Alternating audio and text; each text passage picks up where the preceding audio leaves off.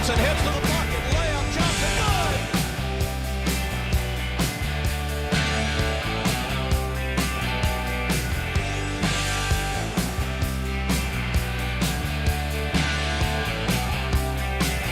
Good. All right, welcome back, everybody. I'm Chris Powers. We're talking sports this hour right here on Pelican Sports TV.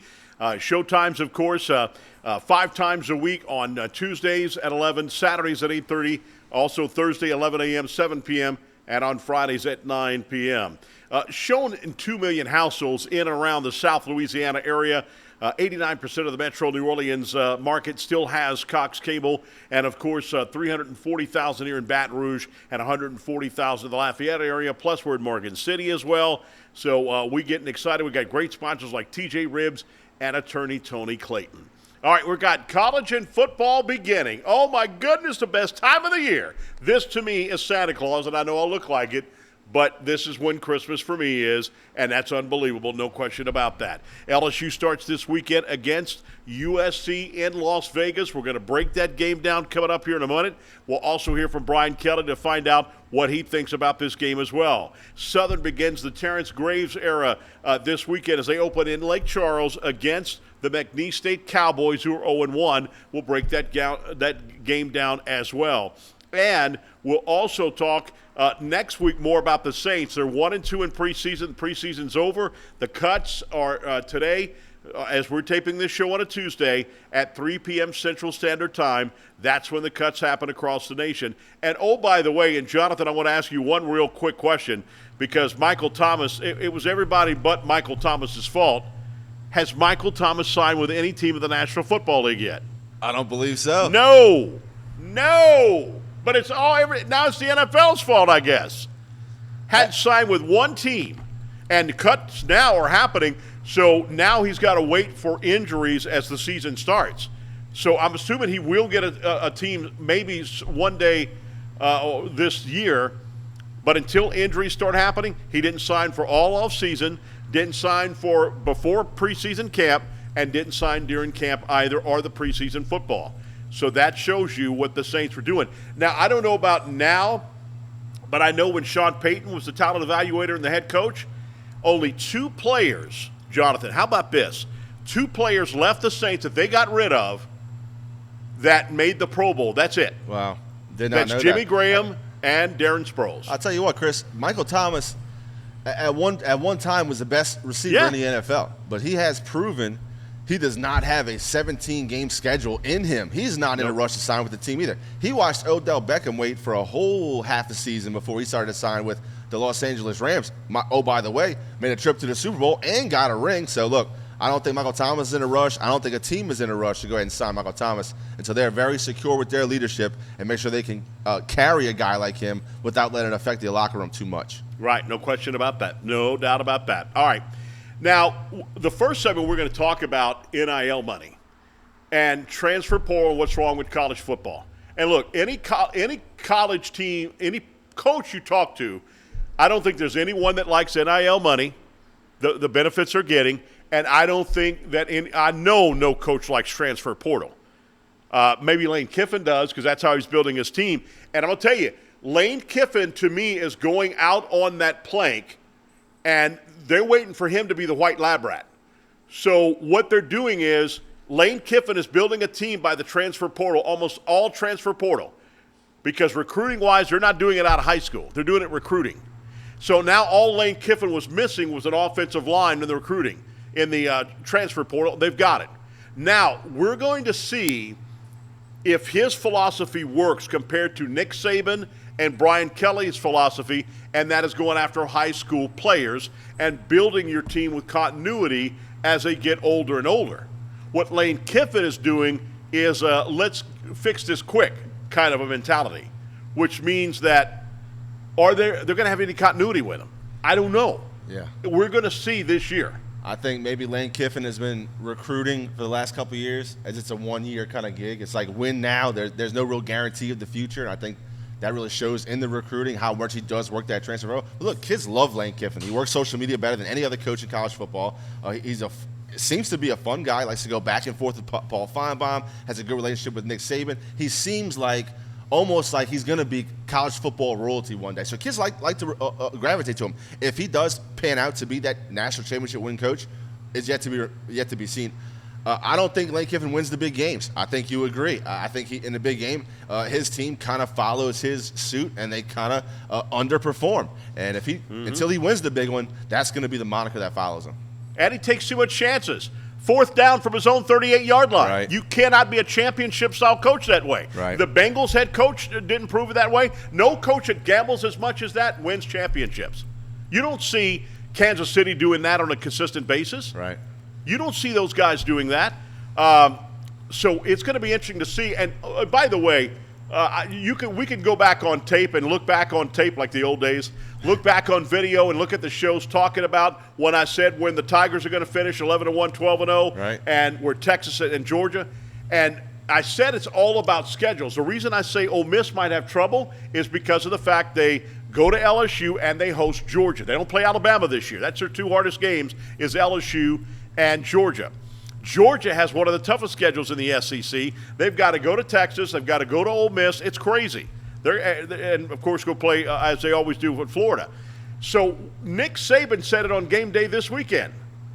Who wins the championship? It's all about scheduling this year. And that's exactly what I said, Marty, a month ago.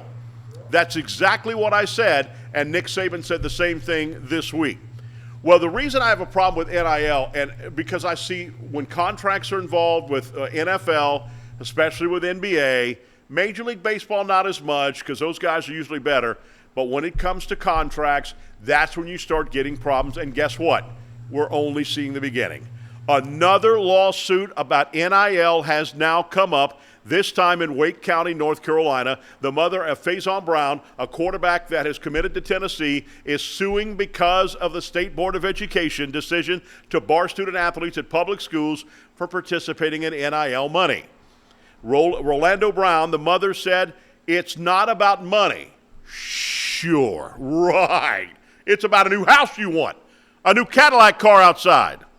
In Florida, Jaden Rashada is suing University of Florida and head coach Billy Napier, along with several boosters, for costing him millions. He claims they promised him to come to Florida $13.85 million, and he said they reneged on the deal, and he lost that all in millions.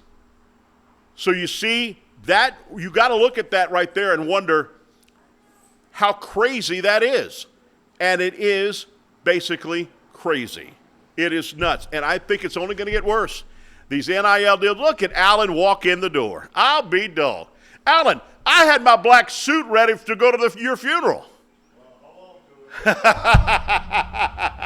He said, hold on to it. How about that? Allen walking right now. Isn't that incredible? With his lovely wife, Debbie, in the house. And the only reason he got through this is because she sang to him every night. That's the only way. Her golden voice got him through all of this. But it's good to see Alan Traylor back up on his feet. He's walking, and because he went through some back surgery and all kind of crazy things, absolutely unbelievable that he's good. And we're great. That's the best part. You made my day, Alan. You've made my day, my brother. Gary's been asking me about you every day of the week, asking how's it going and how you doing. And I tell him I keep him updated as much as I can. So, again, NIL money has made this to be unbelievable. It's bad, what have you. And I think it's only going to get worse, folks. I'm telling you. The transfer portal, gone haywire. TJ Finley, the former Ponchatoula quarterback, will gear up for his 4th college team this weekend when Western Kentucky and the Hilltoppers will travel to play Alabama. 4th team. Are you kidding me? That shows you have no dedication. You've got no loyalty, period. He played for LSU, Auburn, Texas State, and now the Hilltoppers. If you think the NCAA can continue down this path, you've got to be crazy. Let me ask you a question. If you're a business guy and you own a business, you think you're going to run a business this successful? Hell no. Ain't no way. You haven't seen the worst of it yet. It's only going to get worse before it gets better. And I guarantee you there's no head coach in college football, basketball, baseball that likes the transfer portal. There's not one. Now, maybe if you benefit and you try to get so many transfer portals, maybe Jay Johnson got a lot of transfer portals. We understand that with LSU baseball. But, again, you're losing players as well. If they don't play, they're gone. You got a second-string offensive lineman, and he's second string, maybe a freshman. He's not going to play because you got a sophomore ahead of you, and he's a five-star player. He's not going to play, so guess what? He's transferring out. That hurts your depth of your football team. That hurts your depth of your you don't have a shortstop now. You got to convert your second baseman into shortstop and get somebody to come play outfield into second base. Little League Baseball, if you're doing it that way. In the 90s, when I covered LSU, NCAA had to overlook media guides. LSU's was thick and it was gorgeous. I loved it. It was the most beautiful thing you ever saw. It was a gorgeous media guide. And the NCAA had to control that because they said that was a recruiting tool. But now look how far it's gone. They don't even do media guides anymore. But what happened then? First of all, coaches' salaries started to go up. Nick Saban made unbelievable money. All these coaches made unbelievable multi-million-dollar contracts. From $1 million when Nick Saban first got here, now his contract was worth $13, $14 million, $15 million. Most NFL coaches don't even get that. Then football-only facilities, because that's one thing that Nick Saban said when he came to LSU and he talked to Skip Bertman. He said, well, where's your football-only facility? You don't have one? If I'm coming here, we've got to have one. So they began constructing a football-only facility. All LSU had was their athletic building, which is right in front of Tiger Stadium, where CBS and all the big trucks park their big, what do you call those trucks, Mark? Their studios on trucks, the big 18-wheelers, their rigs. That's where they park the rigs, right in front of the athletic building. When you go into Tiger Stadium's parking lot in the front, that's when you see the big, that was the only thing they had. Now they have a Taj Mahal football-only facility right there on the old Skip Bertman Drive, right across from where Skip Bertman Field used to be, or stadium used to be. Or Pete Maravich Assembly said, no, I'm getting all over the place. Alex Stadium. Alex Stadium, which is the Skip Bertman Field. Now, Skip Bertman Field. But anyway, so that's where the facility is now. And it's a Taj Mahal. If you've never been in there, NFL coaches, when they come in for pro days, they're like, wow. Like you walk into Disney World. Like as a little kid, you walked into Disney World and go, oh my God, look at this. They go nuts over it. NFL teams don't have that. So they started with that facilities. Then it's, and one had to be better than the other. When Alabama did their facility one year, LSU built theirs, rebuilt theirs another year, Alabama had to redo theirs again the next year. Why? Why would the NCAA allow that to happen? You keep pouring money in there, and so you keep wondering, and the players are saying, well, everybody else is getting paid, why don't I get paid? And now that's where we're at. And now they're going to start sitting out. They're going to start suing coaches because they don't have NIL money what they're supposed to. But yet you have other players that are not getting it. Players in college basketball, players in volleyball. They're not getting NIL money. So when is it going to stop? Then TV contracts for conferences. I talked to a guy at the Southern Press Conference today about that. The reason, so get this, Reese Davis and Kirk Herbstreit are going to do the LSU. They're going to do the Notre Dame Texas A&M game on Saturday after doing game day. Then they're going to do that game on Saturday night, and then they got to come to Las Vegas to do the LSU Notre Dame game. I mean, the LSU USC game. So the reason we've got so little of play-by-play guys and color analysts now is because ESPN's putting out $3 billion for the SEC, $4 billion, $5 billion, or probably more than that for the National Football League. So all that money goes to them, so they have to go to their staff and start cutting their staff like crazy.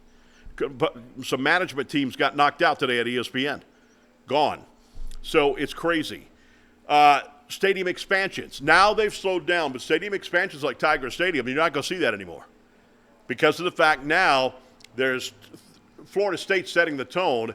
What Florida State's doing this year is they're building more suites at Doak Campbell Stadium than they are seats.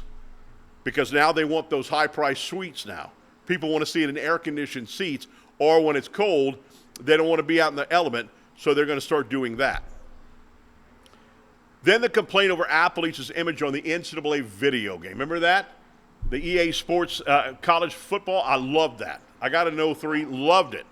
Well, college players say, well, my name is on there, and my picture's on there, and my likeness is on there, and I'm not getting paid. So they started trying to sue it.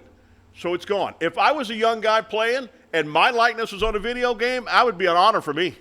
Marty would say, show me the money. You see that, Marty? You're the problem in this world today, Marty. You are the problem in this world. I'm just trying to help.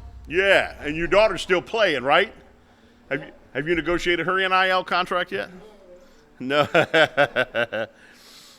The transfer portal and now NIL has got things messed up. So my question to you is, what's going to happen to small schools like UL Lafayette, ULM, Louisiana Tech, and especially smaller schools like Southern, Grambling, McNeese State? Where does that leave them?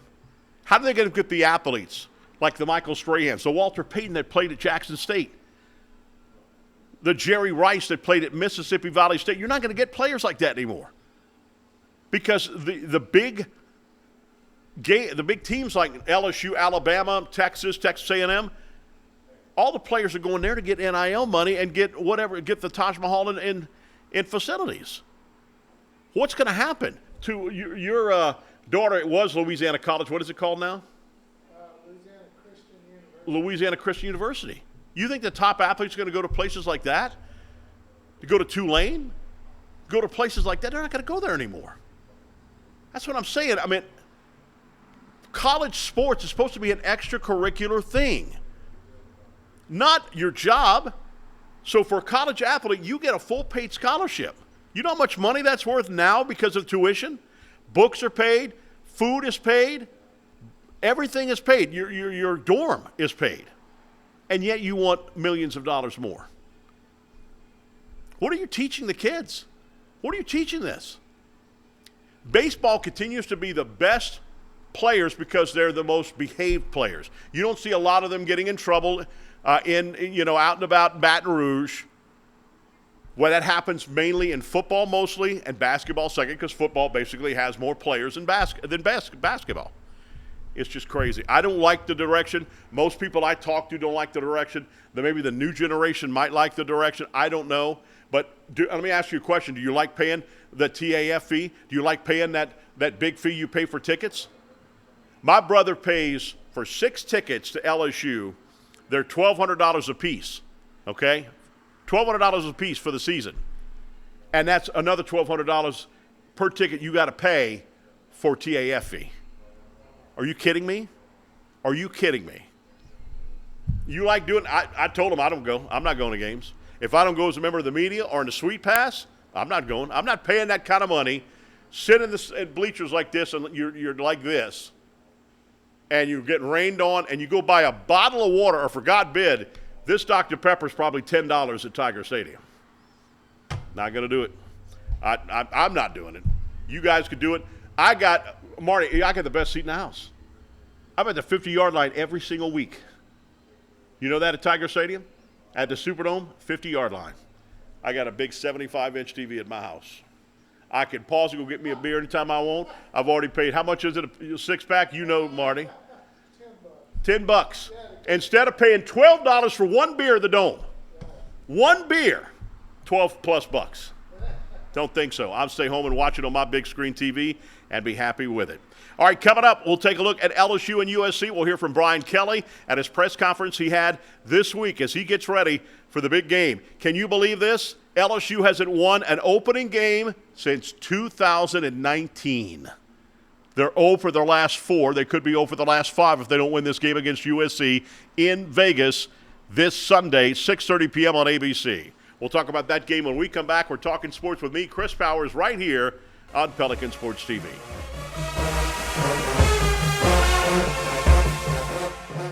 We're a nation of hardworking Americans, and businesses will always be the lifeline of this great country. As a business owner, you understand the importance of your reputation. In times of uncertainty, you need a real lawyer who's serious about protecting you and your business. You need a problem solver. You need the law firm of Clayton and Fouger. Tony Clayton is a proven trial lawyer. He'll defend you and your business to the fullest extent of the law. Protect your investment and call the law firm of Clayton and Fouger today. If you're a wing lover like me, you already know where the best and biggest wings in Baton Rouge are. TJ Ribs on Acadian and I-10. But did you know they also provide some of the best catering in town? Yeah. Their catering packages are custom built for parties and tailgates and overflowing with the tastiest barbecue you can find. Whether you go with the MVP package, the Heisman, or the Natty, You can't go wrong with TJ Ribs because it's not just jumbo wings. They serve up truly tender beef brisket, perfectly roasted pulled pork, and smoky fall-off-the-bone baby back ribs. Don't forget the savory sausage and chopped beef. Come on down to TJ Ribs on Acadian and I-10. Proud sponsors of the LSU Tigers and the Southern University Jaguars.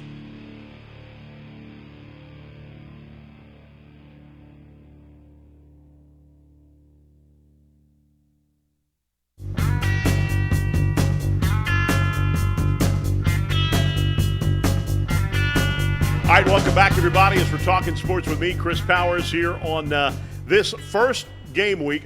Week 0 was game 1. Florida State got upset, the 10th-ranked team of the nation, gone again. I don't believe in preseason polls. Jonathan and I talked about that on the last show. I just don't believe in preseason polls at all. However, I did think Florida State would be a better team and they would win that game.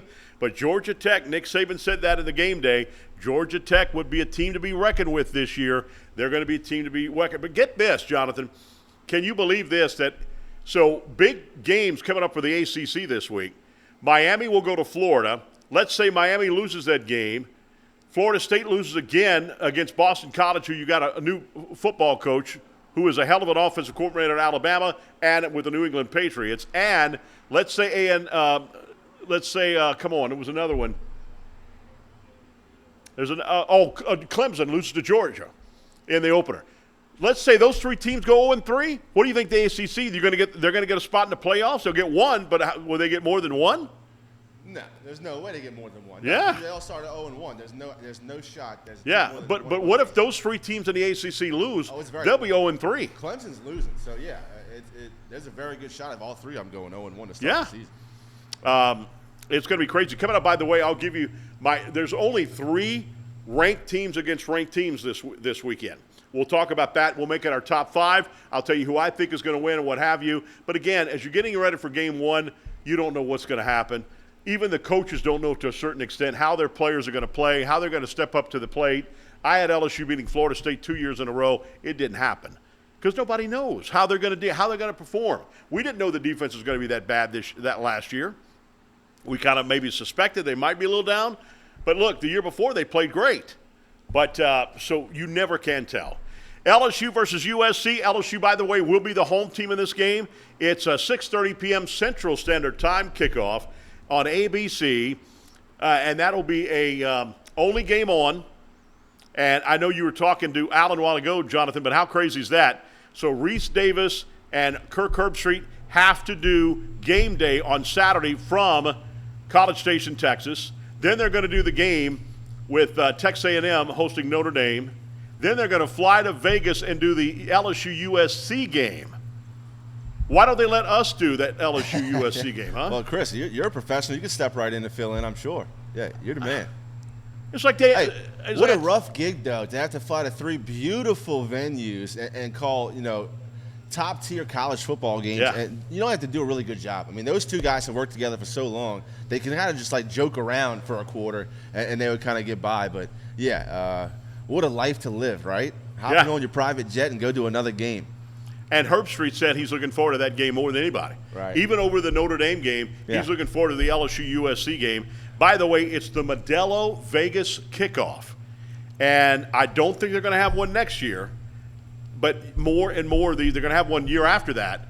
But more and more of these classics will probably take it away. I know that, USC tried to get out of this game. But who knows what happens. But it's going to be the Modelo Vegas kickoff, baby. With that, Marty, get us a Modelo beer. Look, what? I drink American, boy. A Modelo beer. That's the number 1 selling beer now. Yeah, that's the number 1 selling beer right now, past Budweiser. Anyway, all right, so Brian Kelly talked about his team at USC in his weekly press conference yesterday to get ready for the season, and this is what he had to say.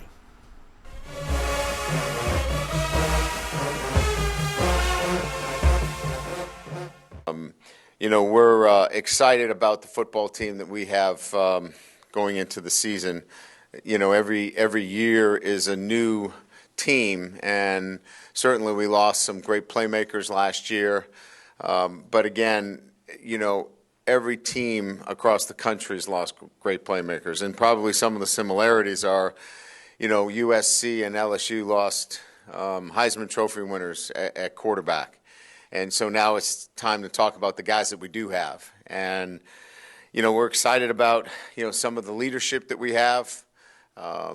As many of you know, recent news, Josh Williams and Greg Penn were awarded the number 18.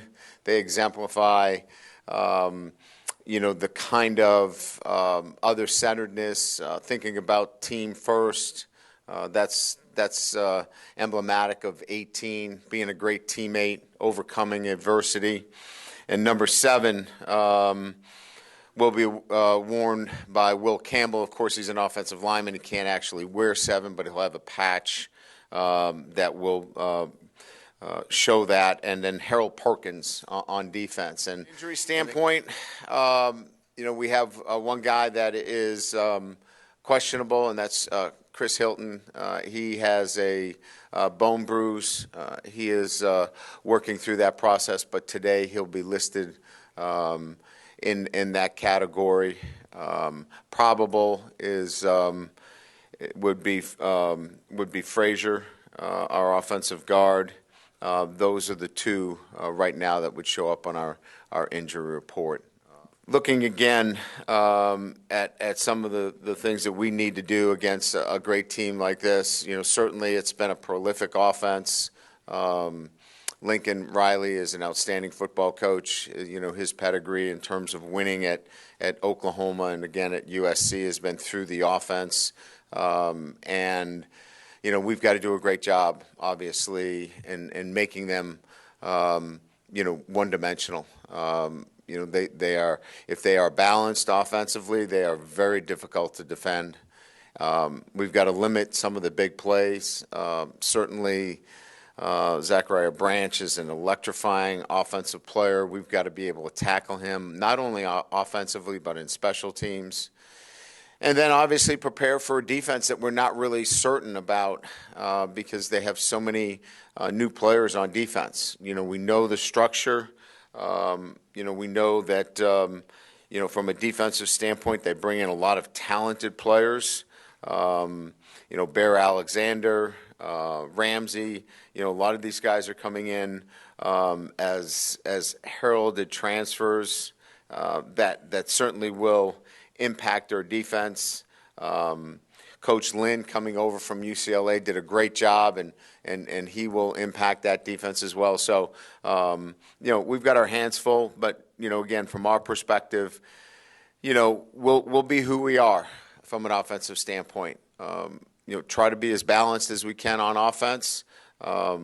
Defensively, we've got to be able to, as I mentioned, tackle in space, do a great job of stopping the run and prevent some of the big plays. A lot of kind of the same things that you hear week in and week out when coaches talk about what they need to do to win football games. So.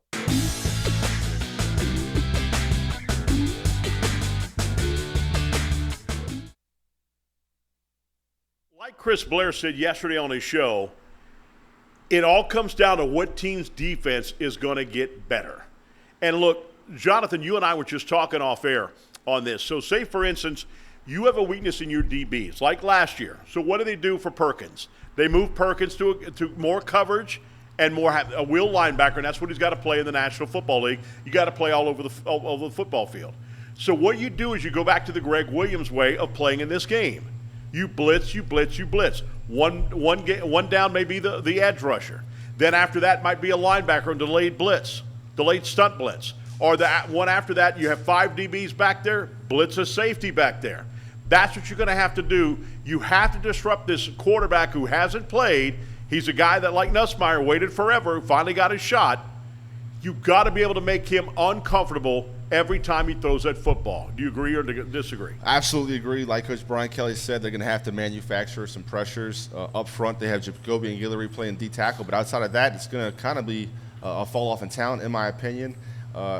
Obviously, you're going to have good edge rushers and Savion Jones, who had a great fall camp. They're really expecting big things out of him this year, whether it be Parrish Sand or, sending a blitz. I mean, they gave Harold Perkins number 7 for a reason. It doesn't usually go to defensive players unless you're going to be difference makers. They do believe Harold Perkins is going to disrupt the backfield, get some tackle for losses, also turn the ball over, not only with pressure, sack fumbles, but getting those DBs on an island is going to be tough. You're going to have to help them with shortening that clock for the quarterback.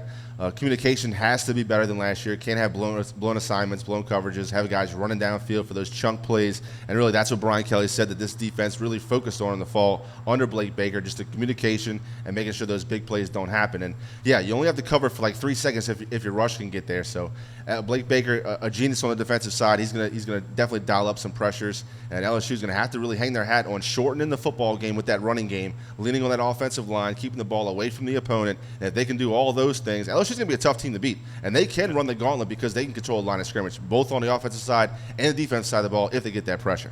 Their speed and their strength is going to have to win. LSU is going to have to win. Remember the NFC Championship game between Minnesota and the Saints? How many times they hit Brett Favre? Not necessarily. I don't even know if they sacked him one time. But every play, Brett Favre pretty much almost got hit every single time. That's what needs to happen in this game. It wore Brett down at the end of the game where he threw that crossing route interception. It wore him down. He old man like that. Now, this is a new guy, and he's a young kid for USC, but make him fear every single time he drops back to pass. If you treat him like that and hit him every time and know you're there without causing penalties with a late hit, I guarantee you that'll get into its system, and that's going to be the way to do it. LSU's had concerns on the defensive line. They're big, but they're also inexperienced up front.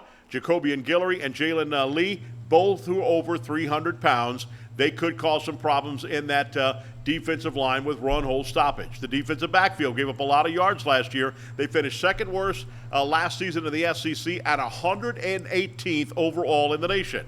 They have the best experience at safety with Sage Ryan and AM transfer Jordan Gilbert. And don't forget about Major Burns, leading tackler for the defensive backfield. He'll be there as well. And that ought to be a lot of fun. LSU is young but talented. At quarterback, P.J. Woodard is a freshman, Jonathan. Oh, my goodness. Could he be another Derek Stingley? It's hard to say in practice. We'll find out. Because, remember, you could easily tell at the beginning Derek Stingley was unbelievable cornerback, which I think is the second hardest position to play in all of football. I think the first hardest is a quarterback.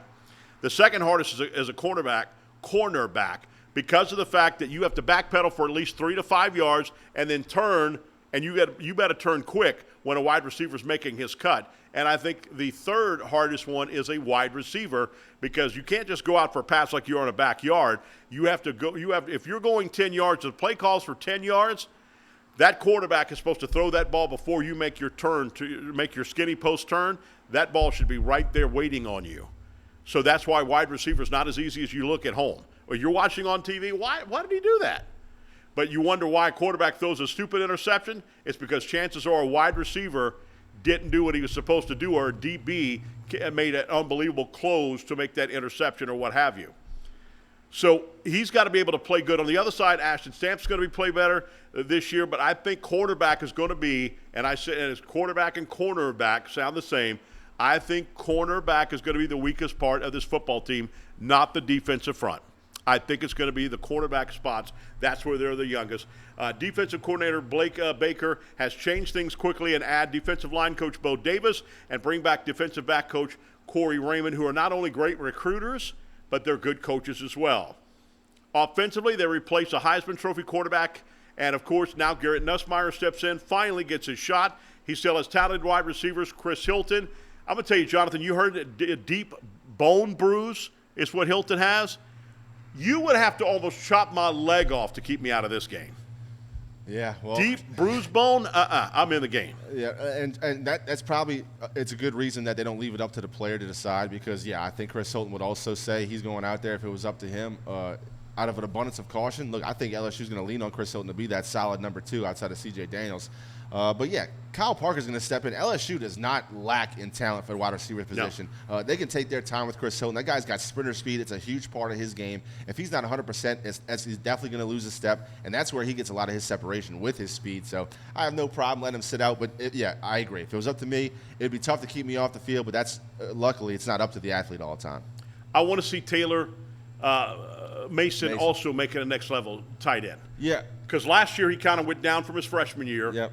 As a junior, I want to see him. If he wants to go to the National Football League, he's got to prove he's not a Moss. Well, I'll tell you, Chris, this is going to be the deepest tight end room LSU has ever had in the history of football at LSU. They have Trey Green out of Zachary, a freshman. This guy is going to really wow some people this year, what he can do when the football's in the air.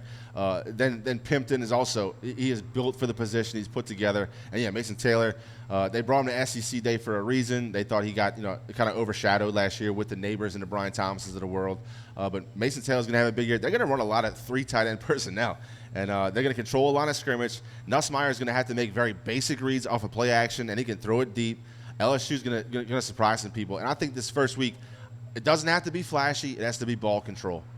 Right. And, again, I'm going to say in my top 5, hot 5 in a moment, but that's just throwing a dart at the board and don't know where it's going to land. Right. You really don't know. This is they're so similar. These two teams are so similar. They both were good offensive last year, both bad on defense, both got new defensive coordinators, both are replacing Heisman Trophy Heisman Trophy quarterbacks.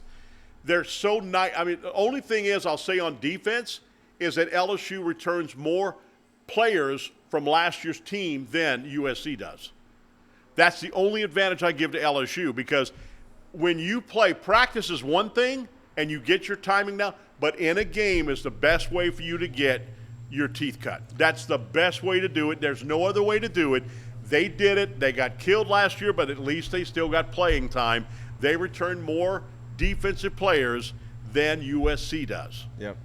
And that's what I like about that. Offensive line will be the best in probably college football. Yep, Joe best Moore in the Award. nation. Yep, Joe Moore Award, certainly best offensive line in college football. And I think the running backs for LSU, Josh Williams including, who got award number 18, tip your hat to him. But, yeah, Caden Durham, Caleb Jackson is going to explode on the season. He's going to run over at least 3 Trojans come Sunday. It's going to be fun to watch. This offensive line is going to absolutely open up some holes for him. So, Jonathan, so you've got 3 years starters here, which is hard in college football with the transfer portal now, okay? But the thing is now, this is something Gordy Rush talked on his show yesterday, on he and Chris Blair's show. Now these guys are going to have to pass block, and they're going to have to open up the lanes for the running backs, and that's true. They hadn't had to do that before because Jaden Daniels makes his own lane. Yep. So now they're really going to have to earn and show this is the best line in all of college football. I don't think they can have a problem doing that, Chris. I don't think so either. And look, people have talked about leadership on this team, and yeah, because of the 3-year starters, you had both your bookend tackles start at freshman. I believe that Nussmeier is a leader on this team, but the leader is Will Campbell.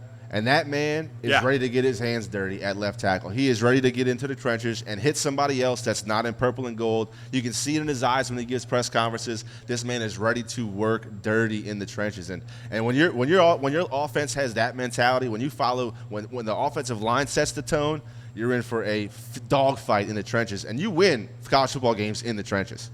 You got him as an unbelievable captain right now, and he's wearing the 7 patch on. He won't wear the actual jersey number because he's an offensive lineman. But what do you think his NFL career is going to be? You don't think there's any NFL team? This guy's going to be a high draft pick. Will Campbell's going first round. He's going to be the next great LSU offensive lineman in the pros. There's no doubt about that. He's going first round this year. Yeah.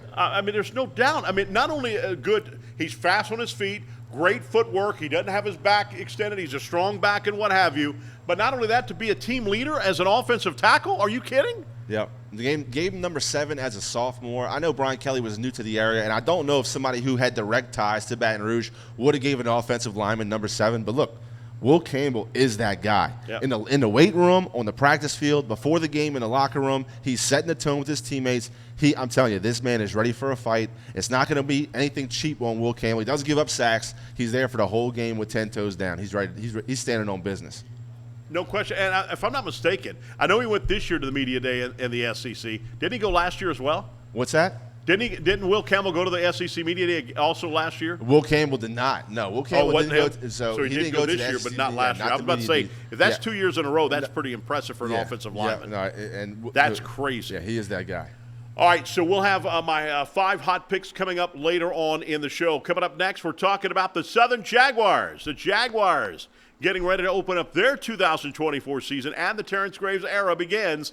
Well, we'll talk that when we come back right here as we're talking sports with me, Chris Powers, right here on Pelican Sports TV.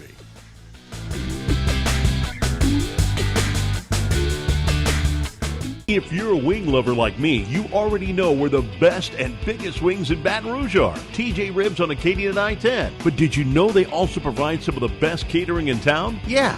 Their catering packages are custom built for parties and tailgates and overflowing with the tastiest barbecue you can find. Whether you go with the MVP package, the Heisman, or the Natty, you can't go wrong with TJ Ribs because it's not just jumbo wings. They serve up truly tender beef brisket, perfectly roasted pulled pork, and smoky fall-off-the-bone baby back ribs. Don't forget the savory sausage and chopped beef. Come on down to TJ Ribs on Acadian and I-10, proud sponsors of the LSU Tigers and the Southern University Jaguars.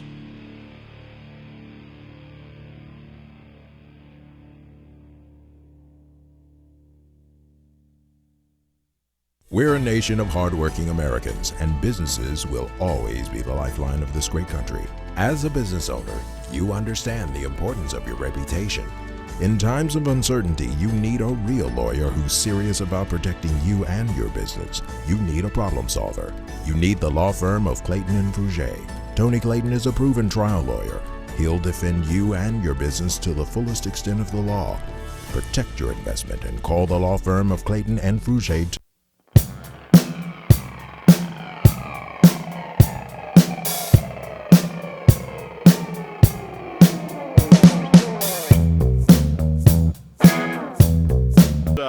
Getting ready for football week. NFL starts in a couple of weeks, but college football started last week with week 0, and it'll continue that way. Week 1 starts officially this week. And by the way, with that week 0, next year Southern will play in week 0 versus it'll be the SWAC MEAC Challenge. I don't know who they're playing, but they will play next year at week 0. All right, Southern will take on the McNeese State Cowboys. I talked to Coach Terrence Graves today. I talked to him about the things that were going on, of course, what was happening. Of course, advantage Southern or advantage McNeese. The advantage for Southern is that, they get to watch the game film because they've already had one. But and so Southern is getting game film, actually, when McNeese won't be able to get any game film. The game film they have to watch will be the Bayou Classic. But McNeese gets her kinks out in week 1 against Tarleton State. Yes, it's Modelo time. You hear that? You hear me doing Modelo time? So it'll be interesting. Southern University travels to open the season at Cowboy Stadium in Lake Charles to play McNeese State. It's the first time since Southern had opened the season in Lake Charles since 2019. I remember that. It was a close game. In fact, the last 2 games have been close. The last time I was in Lake Charles for an opening, 2019, the late, great Carly McCord came to me and gave me a big hug in my booth.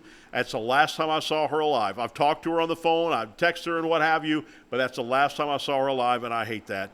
So I'm going to be thinking about her big time. Also, Jonathan, I rewatched the LSU Oklahoma game, the Peach Bowl, and when they had that announcement on there that she had passed, I was on a plane coming back from California, and when they announced that, I had my headphones on and just heard it, and everybody was quiet in the plane. I go, no! And then all of a sudden, it's like everybody got scared. They thought something was happening.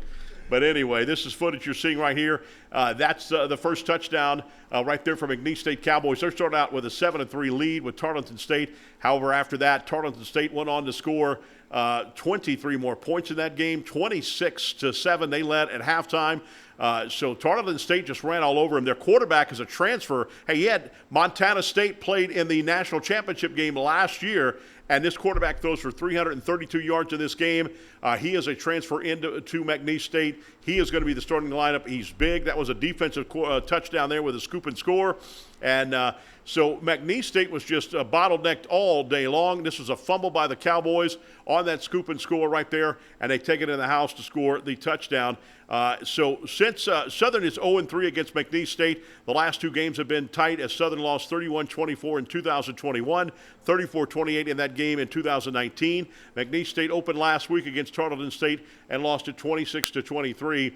Here is a field goal that made it 26-10 in the third quarter. But here's McNeese in the fourth quarter coming back hard. This with 9:22 left. They score on a rushing touchdown there. So that made the score a little closer, 26-16. And they get a nice touchdown right here on a broken tackle on a slant. And it is on for the races there. That made it 26-23 with McNeese only down now by 3 points to the Texans of Tarleton State. Now here's a field goal with 6 seconds left to tie the game to send it in overtime. Far right, no good. They lose it. They go 0-1 on the season. And with that, Southern coming in to Cowboy Stadium with the McNeese State Cowboys at 0-1. Southern will have their fourth starting quarterback to open this season in the last 4 seasons. We need more stability there, no question about that. Like my good buddy on Channel 9 said, we haven't had a stable quarterback since Austin Howard a few years ago. Noah Bowden, who started the Bayou Classic last season in 4 games as a freshman at Grambling, he is more of a pocket passer and has an unbelievable strong arm. It's almost like a Nussmeier arm. It is very strong. New offensive coordinator Mark Frederick will open up the running game this season as well as throw to receivers, and he promised that tight ends will be a part of the game this year. Southern looks to work on an experience on offensive line, but I talked to Nevins just as I was coming here to this show. I saw him right there by the Tony Clayton Championship Plaza, and I asked him, I said, what about the offensive line? How do we look? He said he's got 2 deep now in every part of that offensive line. Coach Nevins told me that just as I was coming here, so I like that big time. Good luck on that. On defense, the Jaguars have a great coach in Henry Miller. I talked to him too today, and I picked on him. His first year at Southern, they finished in the top 10 in the nation, and last season in the top 25. Miller says he is the most talented and deepest team he's had on since he's been at Southern and since he was at Prairie View A&M. So Davin Cotton and Kelby Givens. Now, Davin Cotton is the transfer from LSU like 100 years ago. That guy, Marty, I swear, as old as you and me. Yeah. But, I mean, this guy is so strong. His 80% is more than a lot of 100% on other players in Southern's team. This guy can arm tackle you and bring you down with no problem. Kelby Givens, unbelievable defensive end. He is a great rusher, edge rusher. He's back on the defensive line. Derek Williams and Rodney Johnson are also returning. Derek Williams is a leader as far as linebackers go. And so it's going to be a lot of fun to watch Southern this year. Again, don't know how they're going to do. They got a brand new offensive system in Mark Frederick. We're going to see he had a success at Prairie View. So we'll see what he brings on here to Southern. He's a Southern guy, by the way. He played at Southern University years ago. So we're going to see how this offense will run this year. Again, you're not getting that rushing quarterback in Noah. Noah is more of a pocket passer, and he has to trust himself. He looked good in the Bayou Classic. Ought to be interesting to see in this game. Ought to be a fun game at Cowboy Stadium. Last 2 games have been close. Southern is 0-3 against McNeese State. I'm hoping they can do like Alcorn did a couple of years ago and beat McNeese State. We need to win this game. And it's weird. Southern has played a lot against Nicholls State, which are going to play this year and go next year to Nicholls State. They played also some other they haven't played Southeastern very much, and they haven't played McNeese very much. It's only the 4th game in history for Southern and McNeese State, so it ought to be a lot of fun to watch that. I'll be there on play-by-play. The game will be on ESPN+. It'll start at 7 o'clock. I'll be there as well doing the call on the radio network in Baton Rouge and in New Orleans. When we come back, I'm going to give it to you, my 5 hot picks that take it to the cleaners. Here we go. We'll find out. And again, somebody asked me today, what do you think about Southern? You know what? It takes me about 2 weeks. Practice don't do anything. I hate to sound like Allen Iverson. Practice, y'all. Me, it takes me about 2 weeks, and I've got a team pretty much down. Obviously not counting injury, but I can tell what this player's characteristics are going to be in every single one of them as I watch them. What this quarterback's going to do when he gets flushed out in the pocket. Is he going left or is he going right? Is he going to throw on the run or is he running? Wide receiver, what they're going to do. Are they going to come back? How their hook routes, how their skinny posts are, and stuff into that nature. I get their characteristics down about after week 2. I've got them down pat. You don't see that in practice. I've seen quarterbacks that look like All-Americans in practice and get to game time and they don't have that mental clock in their head where 3 seconds you got to get rid of the football.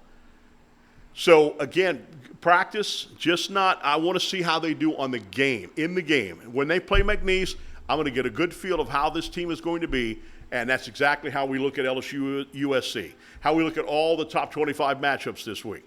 We don't know until we watch them in their first game. All right, because nobody. Jonathan, can you name one sports person locally or nationally that had LSU winning the 2019 national championship and going 12-0 for the regular season? If I didn't say this, it would come back to haunt me. But my good friend and buddy Tommy Chrysan, TK, was on the undefeated train. It's documented. He had it on his podcast and on television. If I didn't mention it, it'd come back to haunt me. So he's the only one I know. Yeah, because I think that they were 17th preseason, which you don't go by preseason polls, like I said.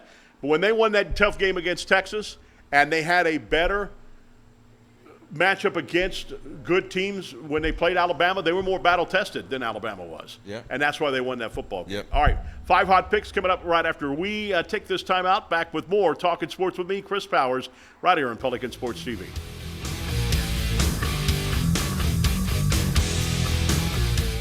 We're a nation of hardworking Americans, and businesses will always be the lifeline of this great country. As a business owner, you understand the importance of your reputation. In times of uncertainty, you need a real lawyer who's serious about protecting you and your business. You need a problem solver. You need the law firm of Clayton and Fouger. Tony Clayton is a proven trial lawyer. He'll defend you and your business to the fullest extent of the law.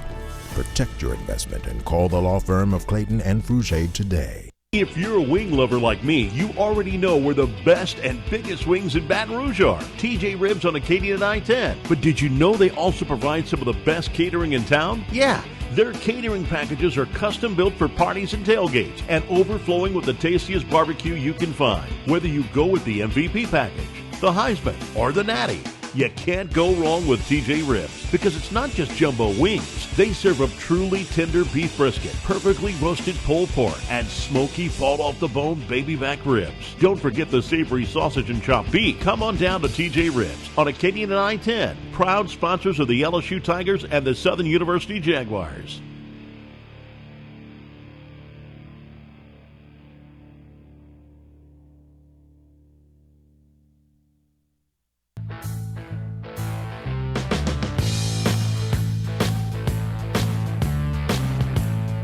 All right, welcome back. Next week, we'll start it out where I was right and where I was wrong. Colin Cowherd does that on his show. I like when he does it.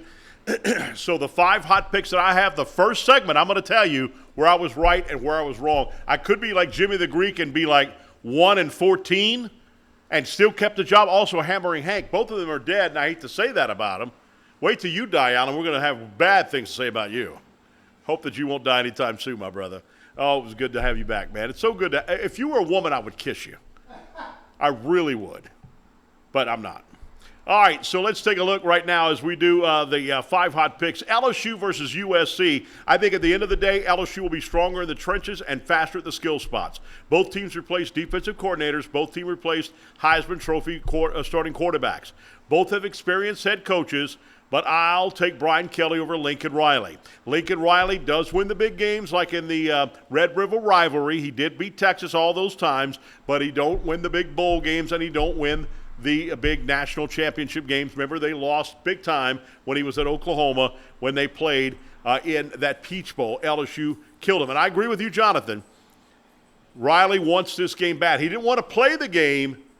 But if he wins this game, it's going to be, I'm telling you what, it's going to be like his Super Bowl. He's going to be all over the football. He's going to be so freaking excited in that locker room, it ain't going to be funny. Give me LSU by 5. LSU wins it 35-30 final score. I think LSU wins it by 5. I think it will be kind of a high-scoring game. I think LSU's defense will get better as time goes on, not only in this game, but also around the season. Southern at McNeese State. The Cowboys had 445 yards in last week's loss, and most of them came in the first half. Get this. The Cowboys' defense gave up only 94 yards to Tarleton State in the second half. 0 points. Their defense is going to be pretty good. That's going to be crazy to watch that. Defense for Cowboys, we always think of them offensively, and they do. Clifton McDowell, who transferred from Montana State, had 312 yards in passing in his debut and led the team in rushing with 67 yards. McNeese was down by a score of 26-7 at halftime and came back to lose by only 26-23. I think Southern can stop them defensively to make it a close game. Offensively for the Jaguars in a new system with a lot of new players, it's going to take time to adjust, but how tired will the defense be in the second half? If the defense is on the field most of the second half, they're going to be tired as time goes on. I hate to say that. I give McNeese by 10 points in this game, 24-14. I hope I'm wrong. I hope Southern beats McNeese for the first time this year. But again, because of the offense starting out new with Mark Frederick, it takes time sometime to gel and to get it in there. I see McNeese winning, and it's a home game for the Cowboys as well. The third pick I'll have, number 14 Clemson will take on number 1 Georgia. The Bulldogs should make this ugly. Georgia wins by 13, 31-17 final score. I think they're going to win that game by 14 points. Actually, I'll have to correct that. I think they win by 14 points. I think the Bulldogs will have a good season. They're playing almost a home game right there in Georgia. No question about that. And I think you're going to see that Dabo Swinney and Clemson is now going down. Not the way they need to go up. I think they're going down. And I can't totally blame Dabo Swinney. He doesn't like the NIL. He doesn't like the transfer portal either. And he says that publicly, and that means that the athletes are not going to Clemson. They're not going.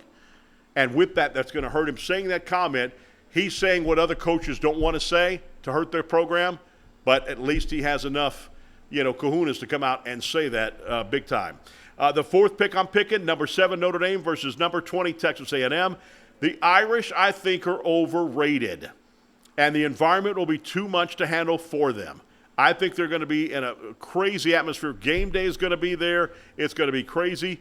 Give me the Aggies to win by 4, 28-24 will be the final score.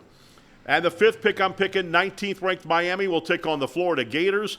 I'm going to take the Gators in an upset because it's at the Swamp. Is Miami overrated too? I say Florida wins by 3, 17-14. I say between 1 and 3. I think it could be the close game big time. 17-14, I think, is the final score as Miami wins that game. Jonathan, what do you take out of this? What are you getting ready for your first? It's weird that's only 3 games this weekend that are 2 ranked teams playing against each other. Only 3. Yeah, I like your pick for LSU. I don't think they're going to score in the 30s, though. I think it's going to be a low-scoring game. LSU's going to really run the clock with the running game and keep that defense for USC on the field. I like Southern against McNeese. Shout out Terrence Gray is going to get the official job. He's doing a great job in this Bayou Classic last year against Grambling as the interim head coach. I really like Kendrick Grimes. I think he's a real true beast on the field. He can run up the middle, and once he gets to the outside, he's got breakaway speed. We'll see what happens with Noah Bod. He's not going to have to do too much, kind of have to manage the game. Did get to hear a little bit from both the offensive coordinator, Fredericks, and the defensive coordinator, Coach Henry. Love how Coach Henry was saying G to G, good to great. He had a pretty good team last year. He wants them to be great this year. So I like Southern against McNeese. I pick a 3-point lead for Southern in that game. Not ready to give you my score for LSU. I do take LSU. I think it's going to be a low-scoring game, though, Chris. But I like your picks. We'll see how you do next week. Clemson and Georgia? Oh, yeah, Georgia's going to make that ugly. By 10 points or more, yeah, I agree. No, Georgia's going to beat up on Clemson. Notre Dame, can they win on the road at Texas A&M? I think they can. I'm not a big believer in the Aggies. I think they're still trying to rebound from that post-Jimbo Fisher era. Also, we saw LSU lose 4 in a row in a season opener, so not really sure how the players are going to handle it in that locker room, lacking leadership for sure. Miami at Florida. I like Miami. They spent a whole lot of money in the transfer portal this offseason. Not a big believer at Billy Napier in Gainesville yet. He can prove me wrong. I loved him when he was at Louisiana. We'll see how he does at Gainesville this year. Of course, they spent a lot of money in the transfer portal too. So SEC's a gauntlet, though, so they better start off hot. College football week is here, baby. Yes, sir. Amen. We're in heaven. We'll see you next week. Talk about week 1 here next week as we talk sports right here with me, Chris Powers, on Pelican Sports TV. Bye-bye.